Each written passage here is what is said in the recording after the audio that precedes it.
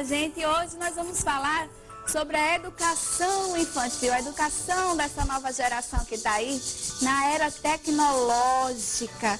Gente, eu vou confessar, eu sou tão assustada com isso, olha, totalmente careta. Nossos bebês estão na internet e tem internet para bebês. Como é que fica esse excesso de estímulos? Tablets, iPod, iPad e tantos outros, televisão, videocassete, videogames. É normal isso? Será que isso é normal? A gente vai se encaminhar para isso? Mas são tão pequenininhos, gente. Será que nossa sociedade, né, ela vai ficar assim, formada por indivíduos isolados? Porque cada um fica lá conversando, né, no seu MSN, ou então ali no Torpedo, né? Tem um grupo de 5, cada um está conversando ali, sozinho, com o seu equipamento eletrônico. Isso é normal também, gente? Será que nossas crianças vão seguir, não é, esse futuro? Não pode não. Minha opinião, quero saber dos convidados. Pois é, e tem uma tal também de ciberinfância. A minha infância foi subir em árvore, comer o fruto, pular corda, correr, machucar joelho, brincar de boneca de pano, de papel. Tô confessando a idade, né? Mas não tem problema não. Foi super rica. E essas crianças? Alguém sabe o que é uma boneca de papel aqui? Você sabe, Tarsila? Sabe o que é uma boneca de papel? Mas não é culpa dela, não é culpa da mãe dela, não é culpa, né? É uma consequência dessa sociedade que a gente está vivendo hoje. Bom, para responder essas e outras perguntas, eu vou conversar com os meus convidados e você vem comigo. Vamos lá. Olá, gente, tudo bem? Oi, Juliano. Olá, tudo bem? Tudo bem, Juliano? Tudo bem, Ricardo? O Juliano, ele é psicoterapeuta e neurolinguista. Exato. Ricardo é professor da Universidade do Futuro. Muito bem. É isso? Meninos, o que a gente faz com essa educação na era tecnológica? Pode responder, Ricardo. Patrícia, em primeiro lugar, obrigado pelo convite e todo o sucesso para o seu programa. Obrigada. A situação da educação, de certa forma, ela nos preocupa não só no âmbito deste grande Brasil, mas a nível mundial. Ainda não foi, digamos assim, definido através de metodologias e através das didáticas que hoje se aplicam, um processo de humanização do conhecimento que leve efetivamente a criança, que leve o jovem, que leve o aluno já adulto, digamos, a reconhecer que, em primeiro lugar, independentemente das grandes tecnologias que hoje nos servem como muletas para aquisição de novos conhecimentos, desenvolvimento pessoal, etc., em primeiro lugar é preciso que haja uma educação para a cidadania, para o ser humano pleno. E isto começa efetivamente no fundamento do edifício educativo, na pré-escola. A pré-escola que, digamos, não tem merecido muita atenção por parte dos governantes, o ensino fundamental que tem sido desprestigiado também pelos governantes, precisa de ter uma atenção maior. A criança começa efetivamente o seu desenvolvimento já na áurea fetal. Quando ele chega, digamos, à creche, ao jardim de infância, a criança já traz aptidões e condições naturais que, devidamente estimuladas e devidamente direcionadas, podem lhe dar grandes vantagens socioafetivas, cognitivas para a sua vida posterior. Quer dizer que, então, esse aprendizado já começa no útero. Já começa no útero. De que forma que a mamãe lá em casa, que está gestante agora, pode contribuir para esse aprendizado do seu filho? Em primeiro lugar, talvez pelas suas rotinas de vida. Existe um projeto muito interessante nos Estados Unidos, não sei se a Patrícia conhece, que se chama Universidade Pré-Natal. Essa Universidade Pré-Natal foi criada efetivamente através de um médico para gestantes, para começar efetivamente a estimular já as crianças no ventre da mãe, através do toque, através da música, que é que é um estimulador holístico, digamos assim, que coloca praticamente todas as áreas do cérebro em funcionamento e que pode já garantir, digamos assim, algumas vantagens para a criança. As condições de vida são extremamente importantes, a paz interior, que a mãe possa ser portadora, a transmissão da fala para a criança já durante a própria gestação. Conversar então com a barriga é importante. Muito importante, é extremamente importante esse relacionamento. Não é mito, né? Não. Algumas mamães acham, eu vou conversar com minha barriga, mas só porque tem um carinho, mas o bebê está ouvindo, tem então estímulos realmente aí. Não só a mamãe, mas o papai também. O papai também. Que maravilha. O que você acha, Juliano, dessa educação na era da tecnologia? Isso está muito em conta como funciona o cérebro desses pequeninos. Na verdade, a predominância no cérebro, nós temos dois hemisférios cerebrais. O hemisfério cerebral direito e o hemisfério cerebral esquerdo. Quem nunca foi na infância? Superman, Mulher Maravilha, o Incrível Hulk. Todos nós um dia fomos alguns personagens. Isso faz parte da predominância do cérebro deles. O lado direito é muito criativo, o lado esquerdo ele é lógico, é racional. O lado direito ele é mais emotivo, é mais emoção.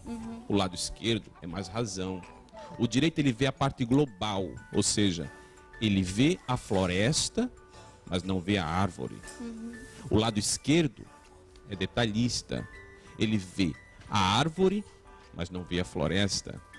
Por isso as crianças, elas têm uma tendência a assistir TV, gostar de PlayStation, videogame, internet. Por quê? O lado direito do cérebro predomina mais. O lado da criatividade, da imaginação.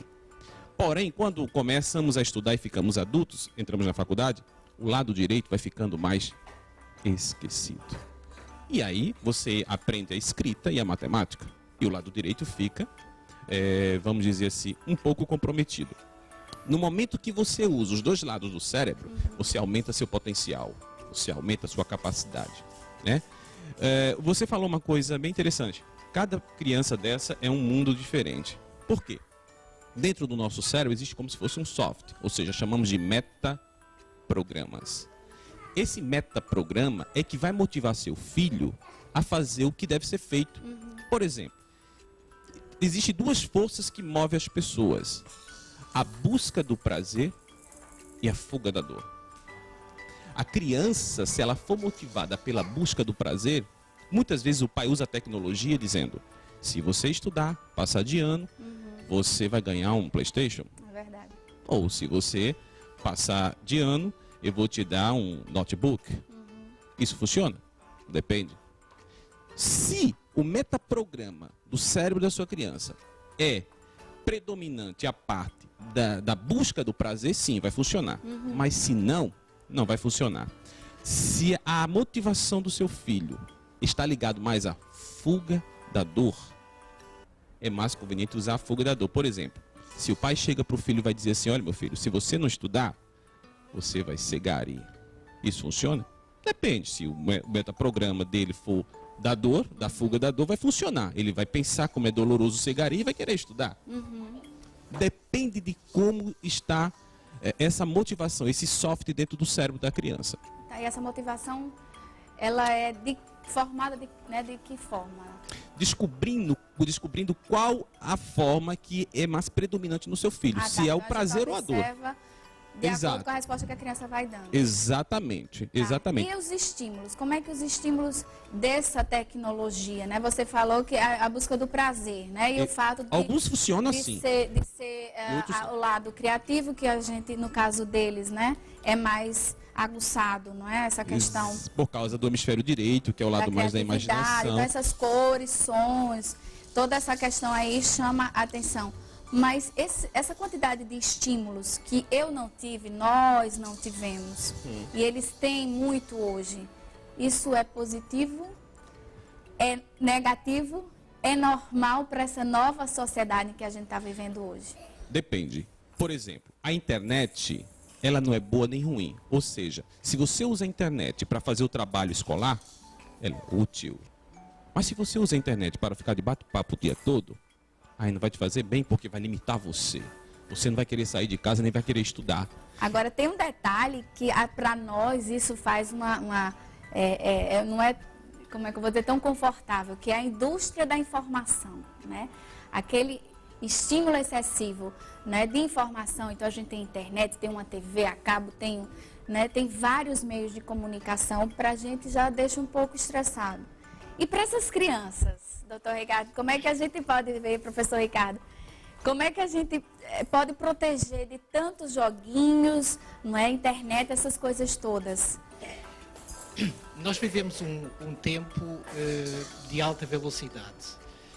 Na minha geração, digamos, o tempo que mediava entre uma geração e outra eram aproximadamente 25 anos. Era aquilo que caracterizava, digamos, o tempo de uma geração. Sim. Hoje existe uma transformação a cada 10 anos.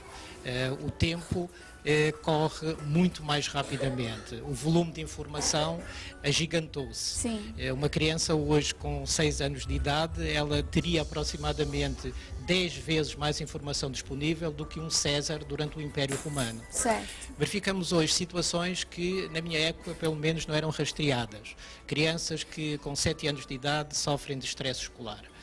Que têm vômitos, ansiedades, crianças tremores. Com estresse, né? Exatamente. A gente já observa. É claro que a criança está incapacitada de filtrar, digamos assim, todos esses estímulos, de os direcionar, potenciar e os tornar práticos. É uma grande dificuldade que existe. Como ouvimos há pouco, a nossa sociedade é uma sociedade do hemisfério esquerdo, Sim. da cintura para cima e do hemisfério esquerdo. As artes sinestésicas não são dadas grandes valores, a matemática e a língua está sempre em primeiro lugar, e é óbvio que para nós dinamizarmos, digamos, ambos os hemisférios, é preciso dar uma densidade maior àquilo que está entre os hemisférios, que é o corpo caloso. O corpo caloso é aquele que unifica os dois hemisférios, e quanto melhor os dois hemisférios conversarem um com o outro, digamos assim, mais holística é a visão dessa criança e mais prática também ela se torna e completa. Toda a situação, digamos assim, das grandes tecnologias, elas não se aplicam ainda propriamente, digamos, aos primeiros anos de vida da criança.